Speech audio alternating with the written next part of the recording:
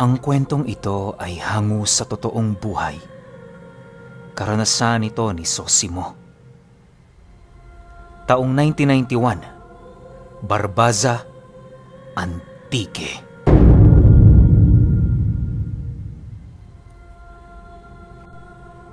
Itong mga panahong ito, kasalukuyang kilala ang pamilya ni Sosimo bilang manggagawa ng mga silya at higaang gawa sa kahoy. Malawak ang lupain ng Barbaza, kaya namay hindi naging mahirap para sa kanya ang pagkuha ng mga materyales. Habang wala pang ipinagbabawal sa kanilang lugar, patuloy ang pagputol ni Sosimo ng mga puno sa gubat. Dahil sa ganoong trabaho, kung kaya't biglaan ang naging yaman ng kanyang pamilya. Mahirap mang paniwalaan pero ang negosyo nilang yon dinadayo pa ng mga mayayamang tao sa iba't ibang barangay ng Barbaza.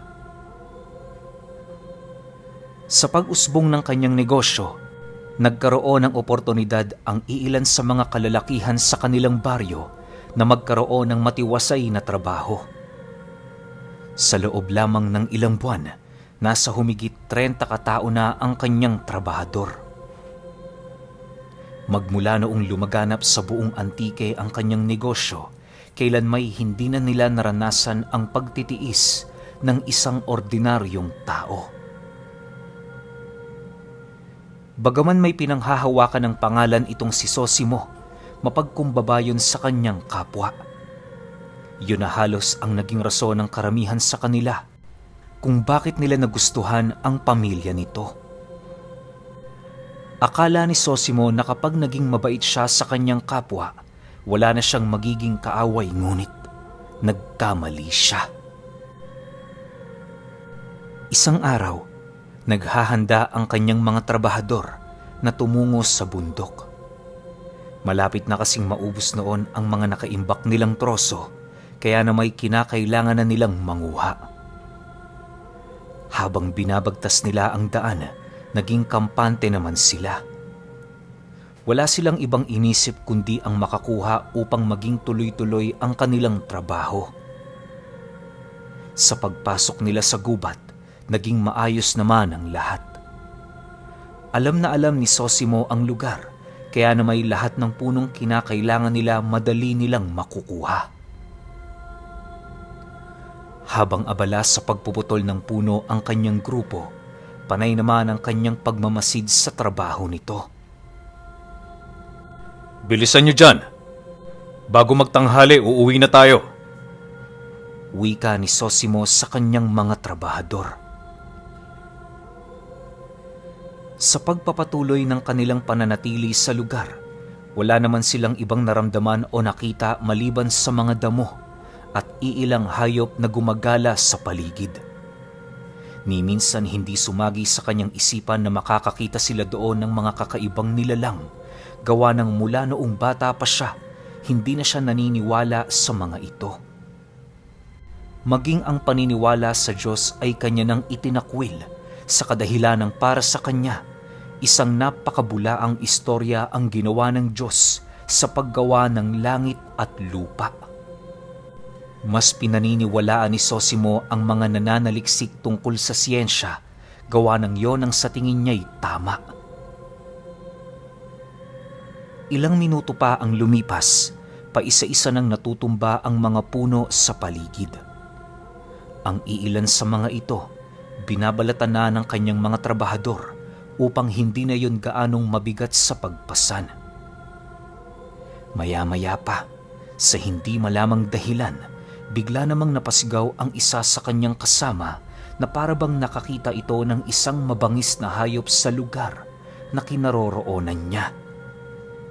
Dala ng pagkabahala ng mga trabahador ni Sosimo, dali-dali nilang pinuntahan ang kinaroroonan nito. Sa pagdating nila sa lugar, bumungad sa kanila ang lalaking kaharap ang isang matanda habang nakaluhod yun sa lupa. Pagsilay nila sa lalaking yon, naging palaisipan naman sa kanila kung bakit natatakot doon ang kanilang kasama. Akala nila ordinaryong matanda lang ito, Subalit pagsilay nila sa kulukulubot nitong kamay, doon nila nasilayan ang isang makamandag na ahas na kampante nitong hinahawakan. Hindi pa ba kayo nagsasawa sa kakaputol ng puno dito, Sosimo? Hanggang saan nyo balak sirain ang magandang kalikasan ng Barbasa?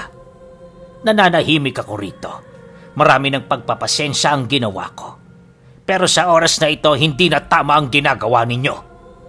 Ikaw ang pasimuno, kaya ikaw ang mananagot sa lahat ng kasalanan ng mga trabahador mo. Galit na wika ng matanda.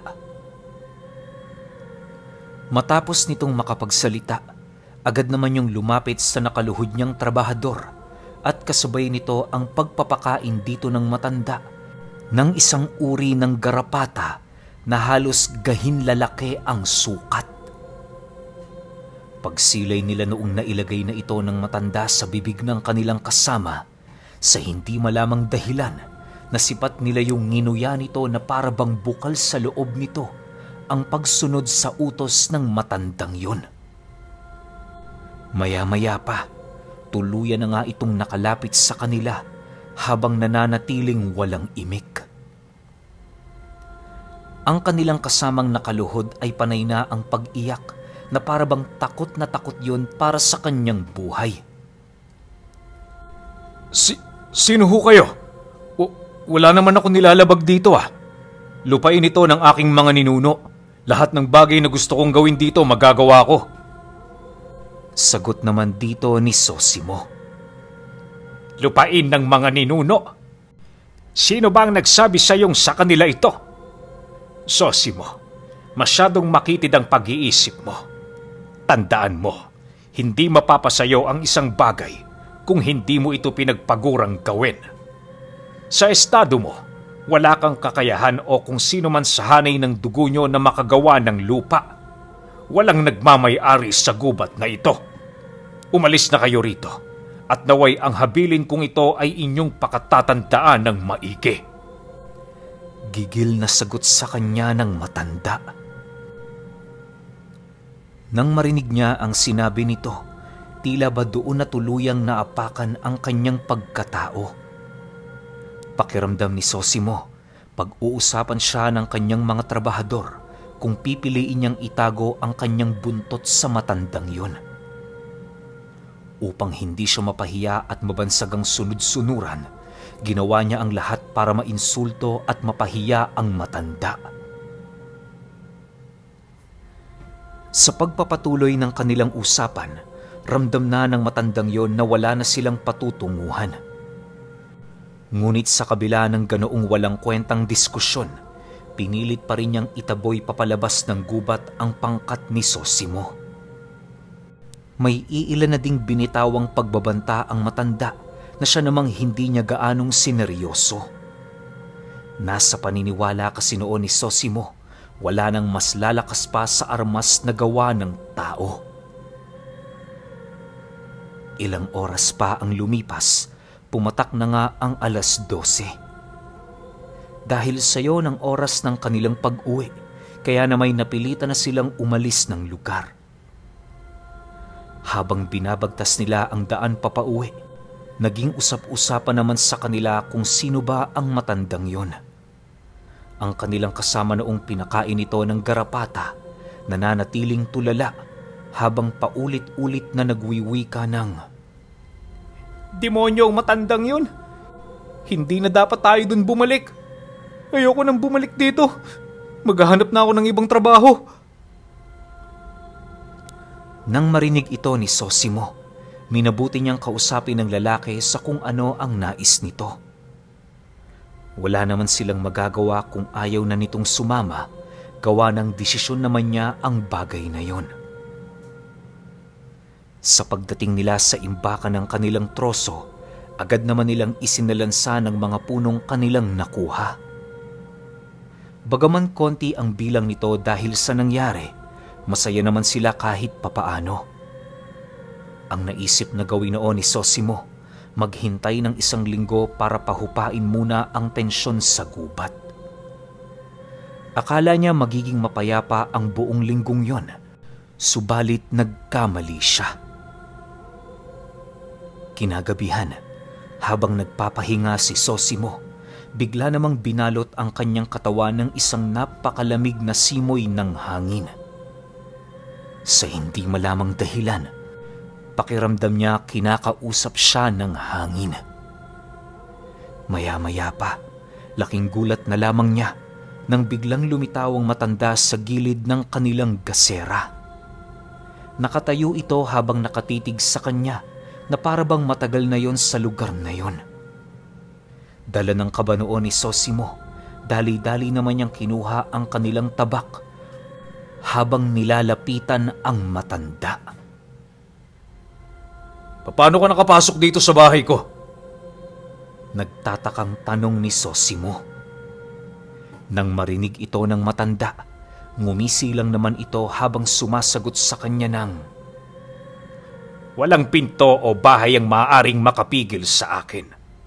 Narinig ko ang mga usapin ninyo kanina habang naglalakad. Batid kong hindi ka talaga matututo hanggat hindi ka binibigyan ng leksyon sa buhay."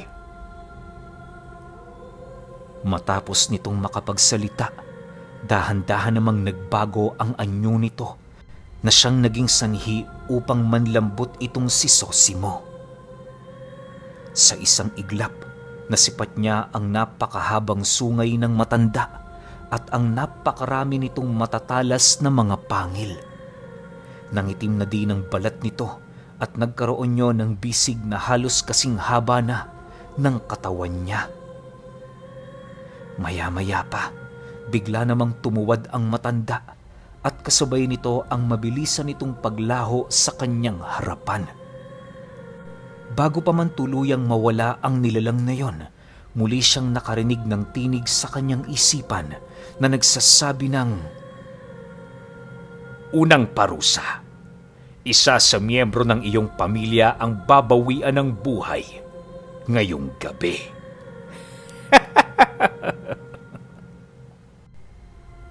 Matapos niyang marinig ang bagay na yon, ramdam niya ang paglisan ng isang malakas na hangin sa kanilang tahanan. Bagaman hindi kapanipaniwala para sa kanya ang mga nangyari, hindi niya yun maaaring maitanggi sa kadahilan ng mismong mata na niya ang naging saksi.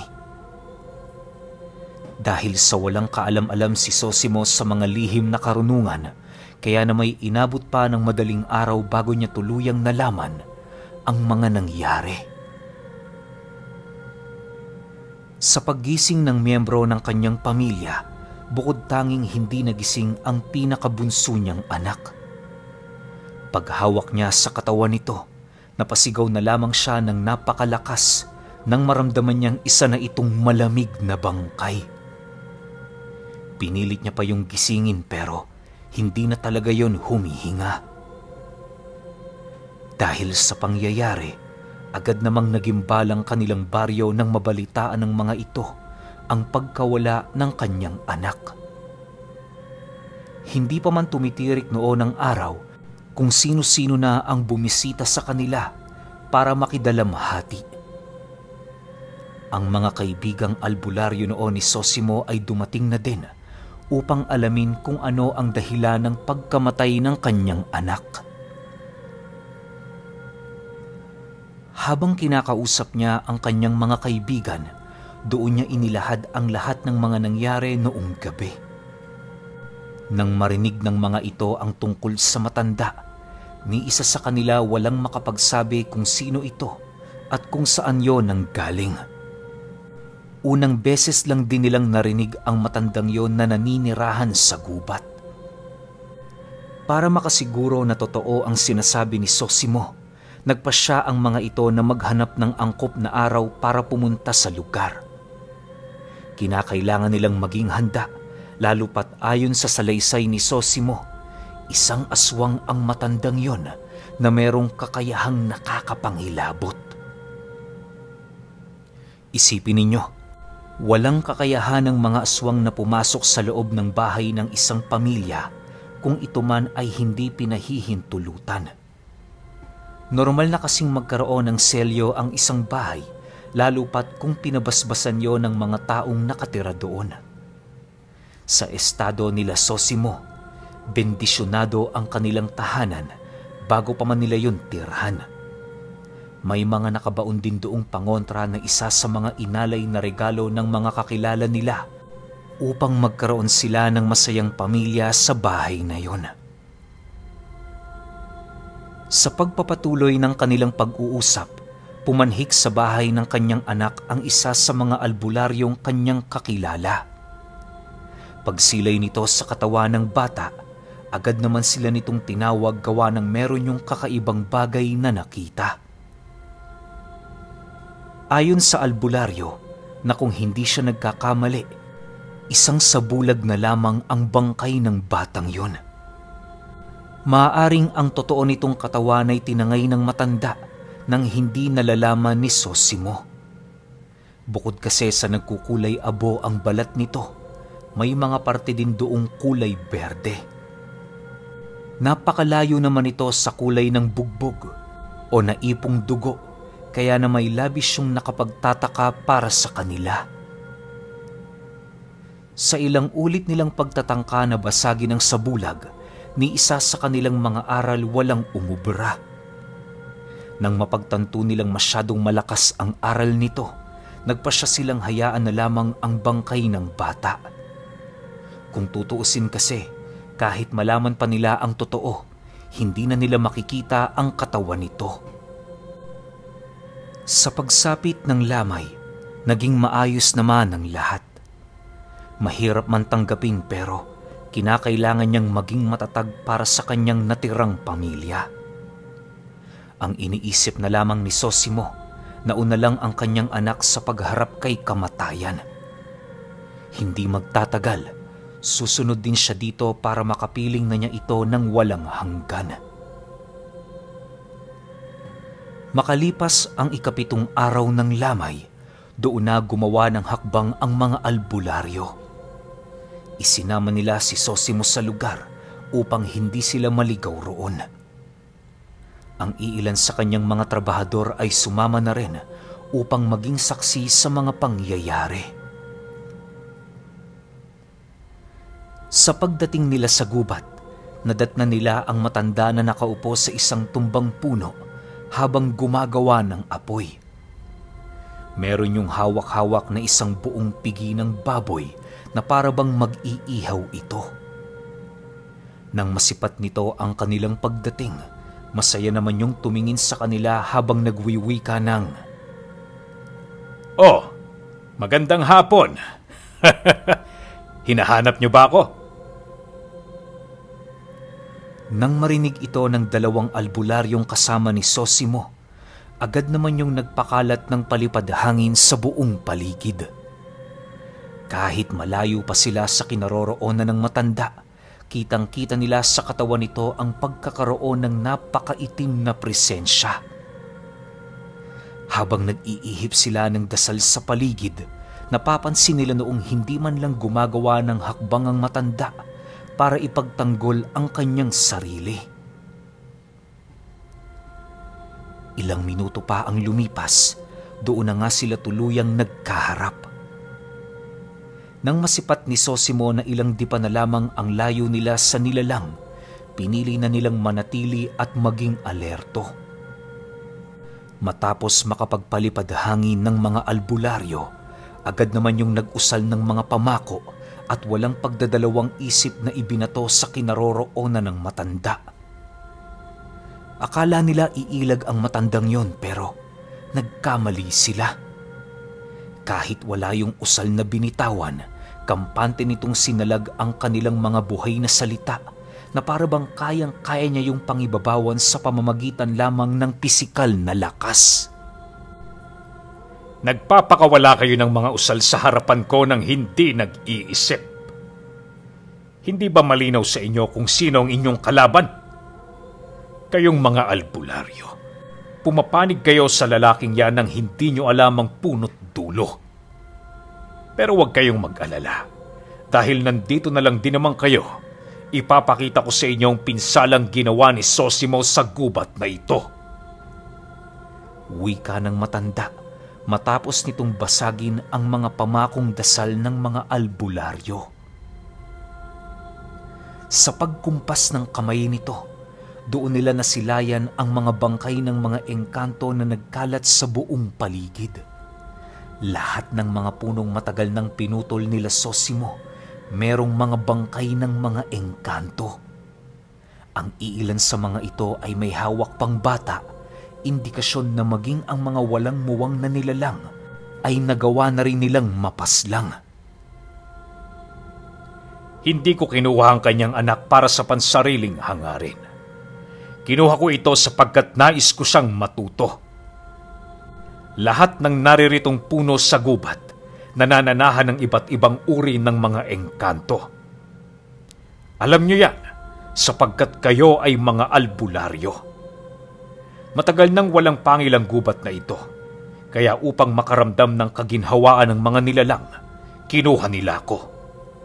Isang gabunan na kayang pumatay ng mga taong kagaya ni Sosimo. Subalit huwag kayong mag-alala, sapagkat ang parusang iginagawad ko nakadepende sa salang ginawa ninyo. Hanggat kaya kong magpatawad, gagawin ko ito. Ngayon, kung ipagpipilitan nyo sa akin ang batas ng tao, abay wala akong magagawa. Wika ng matanda. Matapos nitong makapagsalita, agad naman itong inilagay sa nagniningas na apoy ang hawak niyang karne.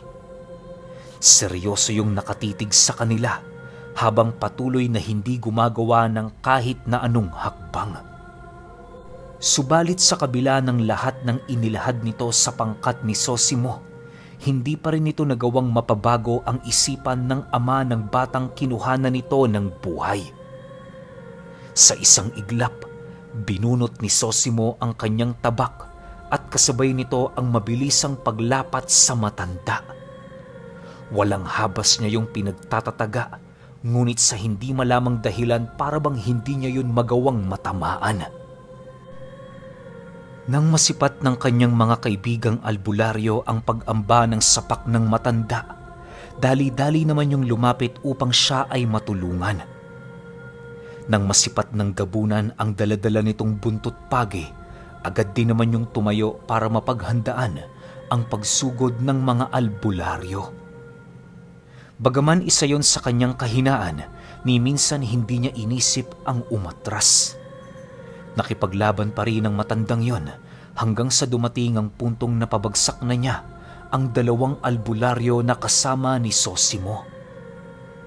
Nang ito na lamang at ang mga kasama nitong trabahador ang natira, pinili pa rin nilang manatili sa kanilang kinaroroonan. Mariing naniniwala si Sosimo na kapag hindi nila napaalis ang matanda sa gubat, yon ang magiging sanhi ng kanilang pagkalugi. Habang pinagmamasdan niya ang dalawang albularyong tulala, doon na niya kinuha ang hawak nitong buntot pagi. Sa muling pagsilay niya sa kinaroroonan ng gabunan, kitang-kita niya yung nakatayo sa alintuntungay ng isang talahib. Nakangisi yung nakatingin sa kanila na parabang isang biro ang kanilang pagpunta. Dala ng galit ni Sosimo, hindi niya tinigilan ng nilalang hanggat hindi niya nakukuha ang katarungan sa pagkamatay ng kanyang anak. Nakipaglaban siya dito sa abot ng kanyang makakaya sa kabila ng pagiging dehado ng pangkat nila. Maya-maya pa, isa-isa nang bumagsak ang mga kasamahan ni Sosimo na siya namang naging sanhi upang tuluyan na siyang madakip ng matanda. Batid kong hindi ka titigil hanggat hindi mo nakukuha ang gusto mo. Pero pasensya ka na, Sosimo. Wala ka pa sa kalingkingan ng kakayahan ko. Kung kanina nagpasya kayong umalis ng payapa, hindi na sana magkakaganito. Pero dahil sa pag-uugali mong kailangan palagi ng pruweba, pilit kang humanap ng kasagutan kahit hindi nyo namang kaya. Wika ng matanda habang hawak-hawak nito ang kwelyo ng kanyang damit. Nang marinig ito ni Sosimo, wala na siyang nagawa kundi bitawan ang kanyang tabak. Pagramdam ng matandang yon na wala na siyang kakayahang lumaban, nagpasyayo na siya ay bitawan. Subalit lingid sa kaalaman ng matanda, tuso itong si Sosimo. Nang makahanap yon ng pagkakataon para dukutin ang punyal na naroon sa kanyang bewang, mabilisan naman niya yung ginawa. Subalit bago pa man yung tumarak sa dibdib ng matanda, bigla naman siyang natigilan nang masipat niya ang malademonyo nitong pagmumuka. Sa isang iglap nawalan siya ng kakayahang lumaban, gawa ng ramdam niya sa kanyang sarili na kapag itinuloy niya ang kanyang binabalak, maaari siya nitong patayin. Sa pagtatapos ng kanilang labanan, agad namang ibinalik ng matandang yon ang wisyo ng mga trabahador at ng mga albularyo. Nang bumalik na sa dati ang mga ulirat nito, inilahad sa kanila ng matanda ang isang babala kung pipiliin pa nilang bumalik sa gubat. Ayon dito, na kapag may maramdaman pa siyang pumutol ng puno sa kahit saan mang dako ng lugar, hindi na siya magpapakita ng awa. Papatayin niya ang lahat ng trabahador ni Sosimo, maging ang mga taong malapit dito. Isang matinding kabayaran kung sakali mang pipiliin niya pa ang pagkakamaling kanyang inumpisahan. Matapos itong mailahad sa kanila ng matanda, mabilisan naman yung naglaho na parang bula. Magmula noong nangyari ang bagay na yon, kailan may hindi na bumalik sila Sosimo sa gubat. Dahil sa kawalan ng trosong kanilang magagamit, kaya na may hindi naglaon tuluyan ng nalugi ang kanyang negosyo. Nawala na din ang pagkakakilanlan ng kanilang pamilya sa kadahilan ng bumalik na sila sa kanilang dating buhay. Sa pag-uumpisa ng panibagong buhay ni Sosimo, naging masaya naman siya kahit papaano, gawa ng nabuhay sila ng payapa at walang inaapakang ibang tao. Bumalik na din ang pananampalataya niya sa Panginoon nang sa gayoy hindi na sundan ng kanyang mga anak ang mali niyang paniniwala. Pero alam niyo ba na kahit ilang taon pa ang lumipas, sariwang-sariwa pa rin kay Sosimo ang kanyang karanasan noong minsan nilang makainkwentro ang gabunang tagapagbantay ng kalikasan.